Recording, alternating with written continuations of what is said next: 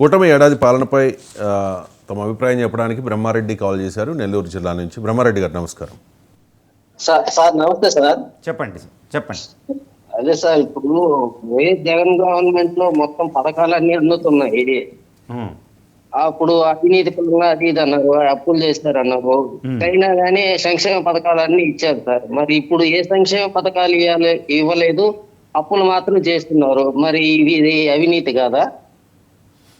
ఒకటండి, ఒకటి అందులో సంక్షేమ పథకాలు ఇచ్చారు, అప్పులు చేసి అంటున్నారు. ఇప్పుడు ఇది అప్పులు చేస్తున్నారు, ఇంకా సంక్షేమ పథకాలు చేరలేదు అంటున్నారు. నేను ఒకటే చెప్తున్నా, ఇప్పుడు 1 year ఇక పోలవరం కావాలి. పోలవరానికి ఎంత కావాలి? 48,000 కోట్లు. ఇప్పుడు రేటు కూడా పెరిగిపోయింది. 2017-18 రేట్లతో 48,000 కోట్లు. ఇప్పుడు పోలవరం అనేది చాలా ఇంపార్టెంట్. జల విద్యుత్ శక్తి ఏంటి, మొత్తం వైజాగ్ నీళ్ళు వెళ్ళడం ఏంటి, 3 లక్షల హెక్టార్లకి ఇది నీటిపారుదల కావాలి. దానికి అప్పులు చేయాలి. ఇప్పుడు రాజధాని నిర్మించాలి, రాజధానికి అప్పులు చేయాలి. దీనికి అప్పులు చేయకుండా రాదు. ఒక ఇల్లు నిర్మిస్తున్నామంటే, ఒక పెళ్లి చేస్తున్నామంటే, పెళ్ళి అనేది ఎక్స్పెండిచర్ అని, ఇల్లు అనే దానికి అప్పు చేస్తాం, ఒక ఆస్తి కొనడానికి అప్పు చేస్తాం.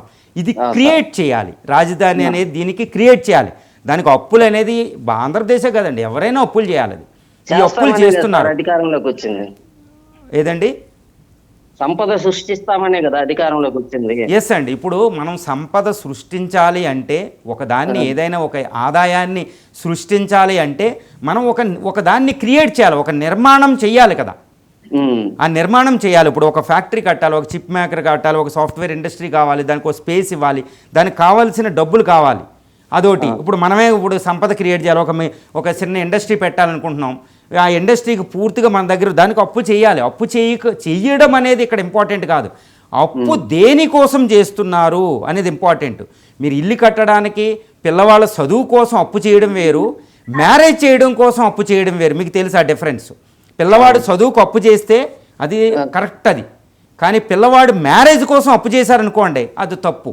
నీ పరిధిలో నువ్వే మ్యారేజ్ చేయాలి. ఇక్కడ అప్పు దేనికి చేస్తున్నారు అనేది ఇక్కడ ఇంపార్టెంట్. అంటే ప్రస్తుతం అప్పు చేసేది పథకాల కోసం అప్పు చేయడం లేదు, ఉచిత పథకాలకి. కేవలం సంపద సృష్టించే కొన్ని విషయాల్లో పెట్టుబడి కోసం అప్పులు చేస్తున్నారు. ఆ అప్పు కూడా మొత్తం పూర్తిగా చేయడం లేదు. గుర్తుపెట్టుకోండి, ఇప్పుడు అమరావతి నిర్మాణానికి సొంత నిధులు మనకు సరిపోవు, కేంద్రం నుంచి తెస్తారు గ్రాంట్ల రూపంలో. కేంద్రం కూడా రుణాలు తక్కువ ఇంట్రెస్ట్కి. తర్వాత అప్పు ఇచ్చేది ప్రభుత్వ బ్యాంక్ అనుకోండి, తక్కువకు వస్తుంది. అదే ప్రైవేట్ బ్యాంక్కి వెళ్తే ఎలా ఉంటుంది, ఫైనాన్షియల్ ఇన్స్టిట్యూషన్స్కి వెళ్తే సిటీ వాళ్ళు ఉంటారు, వాళ్ళ దగ్గరికి వెళ్తే ఎలా ఉంటాయి. అది ఎక్కడ చేస్తున్నారు అనేది కూడా ఇంపార్టెంటే.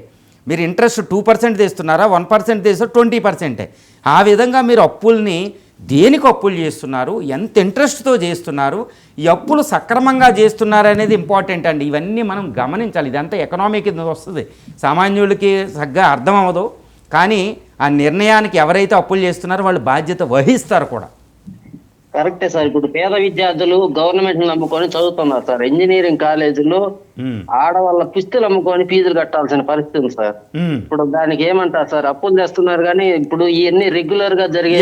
ఎస్ అండి. ఇప్పుడు ఈ విషయంలో విద్య అనేది నేను చెప్తున్నా కదా, విద్య ఆరోగ్యం విషయంలో ప్రభుత్వం నిర్లక్ష్య చేయడం కుదరదు. ఇప్పుడు మీరు అన్న ఫీజు అనేది ఇది సంపద సృష్టిలో అద్భుతమైన సంపద సృష్టికి వస్తుంది. వాళ్ళు ఫీ రీఎంబర్స్మెంట్ ఏంటి, ఈ వీటి విషయాల్లో ప్రభుత్వం పూర్తిగా బాధ్యత వహించాలి. ఈ పథకానికి విద్యకు సంబంధించి, వైద్యానికి సంబంధించి కూటమి ప్రభుత్వం నిర్లక్ష్యం చేస్తే అది పాపమేనండి. మీరు అన్నది నేను ఏకీభవిస్తా. ఇది సంపద సృష్టిలో ప్రధానం విద్యా వైద్యం.